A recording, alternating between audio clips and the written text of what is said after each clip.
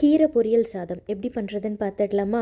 Lunch பாக்ஸ்க்கு ஒரு ஹெல்த்தியான ஈஸியான ரெசிபி.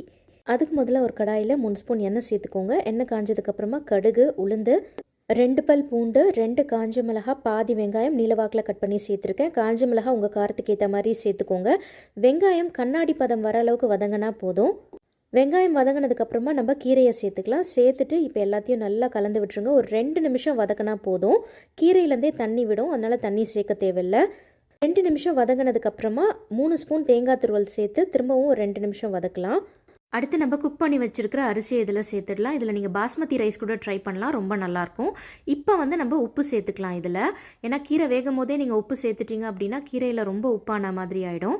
சாதத்தை சேர்த்துட்டு எல்லாத்தையும் நல்லா கலந்து விட்டுருங்க. அவ்வளோதாங்க, நம்மளுடைய கீரை பொரியல் சாதம் சூப்பராக ரெடி ஆகிடுச்சு. கண்டிப்பாக ட்ரை பண்ணி பாருங்கள். ஹெல்த்தியாகவும் ஈஸியாகவும் இருக்கும் கிட்ஸ் லஞ்ச் பாக்ஸ்க்கு. பை.